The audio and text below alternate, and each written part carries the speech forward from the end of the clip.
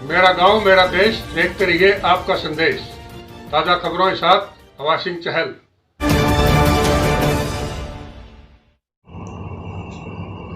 कैसे हो आप सब?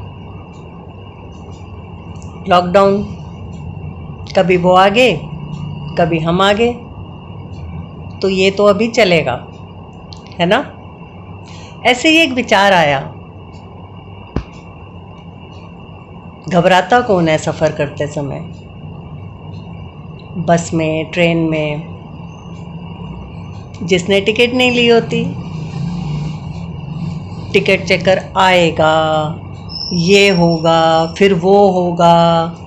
वो जो आने वाली संभावित परिस्थितियां होती हैं, उनसे ही घबराहट चलती रहती है, क्योंकि टिकट नहीं ली हुई। तो कोविड-19 का जो ये सफ़र चल रहा है, जो कि टेम्पररी है, लेकिन ऑफ कोर्स इम्पॉर्टेंट है, तो हमें क्या करना है? हमने टिकट लेनी है, फिर हमें घबराने की ज़रूरत नहीं है। टिकट लेनी है बोले तो गर्म पानी पीना है, सादे गर्म पानी के गरारे करने हैं, कोई नुकसान नहीं है। रिलीजियसली मीन्स पूरे नियम के साथ गर्म पानी में नींबू पी सकते हैं, छोटा सा। कावा 2 बार। वैसे रूटीन में हम 2 चाय और 3 बार खाना तो खाते ही हैं, बस वो गरम गरम खाना है। और अगर चाय के अंदर हम मोटी इलायची या काली मिर्च या दालचीनी या लौंग, कुछ भी, तुलसी तो बेस्ट है, वो तो हमेशा होनी चाहिए। तो इन चीज़ों को जब हम अपनी रूटीन में ले आएंगे, तो बस ऐसा ही लगेगा जैसे हमने तो टिकट ली हुई है, आ जाए टिकट चेकर आता है, तो हमें डरने की ज़रूरत नहीं है। ठीक? और एक बात याद रखना, मस्ती से हर सफ़र कट जाएगा। अपनी मुस्कान को खोना नहीं है। अपने आप को इन सब प्राकृतिक चीज़ों से पैम्पर करो, ठीक? और मस्ती से ज़िंदगी को आगे चलाओ। अपनी मुस्कान को खोना नहीं है। This too will pass. कोई भी चीज़ परमानेंट नहीं होती, गुजर जाएगा ये भी।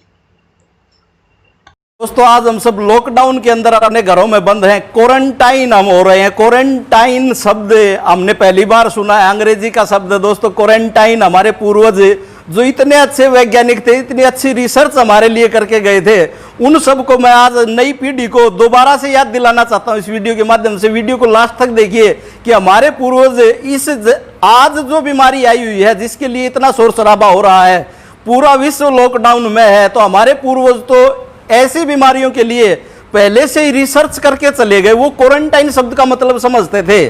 कैसे समझते थे? चलो आपको भी एक नए संदर्भ में आज मैं समझाता हूं। दोस्तों, बच्चे के जन्म से लेकर जब किसी भी घर में कोई नया बच्चा जन्म लेता था, तो 1 महीने के लिए उस जच्चा बच्चा को घर के अंदर ही क्वारंटाइन करते थे, एक अलग कमरे में रखते थे। और बाहर से आने जाने वाला, उसके मायके से भी कोई व्यक्ति आता था, तो उसको भी 5 से 7 घंटे अलग बिठाकर फिर उसके साथ मिलने देते थे। ऐसी हमारी समृद्ध परंपरा थी।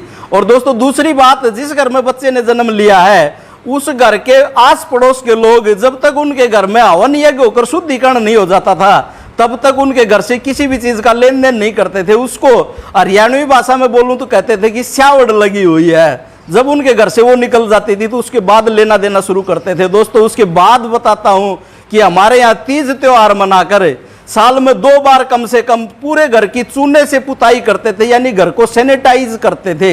इतनी अच्छी हमारी परंपरा थी। तीसरी और बात बताता हूं कि किसी भी अजनबी से जब हम मिलते थे, तो हाथ नहीं मिलाते थे हम अंग्रेज की तरह, जो हम आजकल हमारे पूर्वज टोकते भी थे, लेकिन हम सुनते कहां थे। दूर से ही नमस्ते करने की जो हमारी परंपरा थी, वो बड़ी ही जेन्युइन परंपरा थी, जो आज के संदर्भ में भी ज्यों की त्यों लागू होती है। और दोस्तों, उसके बाद हमारे पूर्वजों का कितना अच्छा विज्ञान था कि कोई भी व्यक्ति घर के बाहर से जब भी आता है, तो बाहर पहनने जाने वाली चप्पलें अपने देहरी दरवाजे के बाहर ही निकाल के घर के अंदर प्रवेश करता था। और बाहर, और हमारी खाने की जो परंपरा थी, जो आजकल आप खाते हो ना, बैठ के पिज्जा बर्गर जो भी खाते हो और उसको यूं ही खाना शुरू कर देते हो। दोस्तों हमारी जो परंपरा थी वह क्या थी कि हाथ धोकर खाना चाहिए, हाथ धोकर हम खाते थे। दोस्तों उसके बाद जो आज के संदर्भ में सबसे बड़ी खोज हमारे पूर्वज करके जा चुके थे कि मृत व्यक्ति के साथ उसके अंतिम संस्कार में जितने भी लोग शामिल होते थे वहां से तुरंत आने के बाद नहाते थे और उन कपड़ों को धोते थे और उसके बाद ही घर में एंट्री करते थे। और घर में पहुंचने से पहले ही मुझे भी पता है और आप सबको भी पता होगा कि जहां भी हमारा अंतिम संस्कार करने की जो गांव से बाहर जगह होती है उसके पास कहीं ना कहीं पानी की व्यवस्था जरूर होती, वहीं से हाथ धोकर आते थे सभी लोग। और दोस्तों उसके बाद परंपरा थी कि मृत व्यक्ति के जितना भी सामान, यहां तक कि उसकी चारपाई भी घर से बाहर निकाल देते हो, तो उसके बिस्तर वगैरह, उनको इस विज्ञान का पता था। और जिस घर में मृत्यु हो जाती थी उस घर में उसके आस पड़ोस के पास परिचित मित्र खाना बनाकर देकर तो आते थे, लेकिन उस घर से लेता कोई भी कुछ नहीं था। तो दोस्तों इतनी समृद्ध हमारी परंपरा थी। दोस्तों हमारी खास समृद्ध परंपरा, आप किसी भी गांव के चारों तरफ कोनों पर नजर दौड़ाकर देखिए, जो लोग मांस मछली खाते थे, मीट इत्यादि खाते थे, उनको गांव से बाहर बसाया जाता था। आज भी आप नजर दौड़ा लें, हो सकता है कुछ संदर्भ बदल गया हो, लेकिन उनको इतना अच्छा विज्ञान का पता था, ऐसा वो लोग करते थे। तो दोस्तों हमारे पूर्वजों ने ध्वनि विज्ञान का उन्होंने खोज की थी। जो शंख की ध्वनि बजाते हैं सुबह के समय, शाम के समय जो मंदिरों में ध्वनि बजाई जाती है, और मंदिर की जो घंटियां हैं वो भी एक वायरस को खत्म करने का काम करती है। दोस्तों हमारे घरों में देसी गाय के घी का दीपक जलाया जाता था। बड़ा ही खास विज्ञान था, बड़ा ही खास चीज थी जो वायरस को, जीवाणु को खत्म करने का काम करती थी। दोस्तों कोई भी, किसी भी घर में कोई भी अनिष्ट होने के बाद उस घर के शुद्धिकरण के लिए उसमें हवन यज्ञ अवश्य ही करवाया जाता था। यह भी हमारे पूर्वजों की खोज थी। आज इन नियमों को कोई पालन करता है, इनको मानता है। इस कोरोना से पहले की बात बता रहा हूं, तो उसको अनपढ़ गंवार जाहिल समझते हैं। हमें बड़ी भारी भूल हमारी थी। दोस्तों हमारी संस्कृति इतनी समृद्ध थी, आओ पुनः लौट चलें, अपनी परंपराओं को, अपनी मान्यताओं को, अपनी संस्कृति को पुनः अपनाएं और आज की इस महामारी को और आगे आने वाले समय में ऐसी महामारी से हम बचे रहे, अपना परिवार बचा रहे, अपनी परंपराओं को अपनाएं। अपनी वाणी को विराम देता हूं। धन्यवाद। जय हिंद, जय जवान।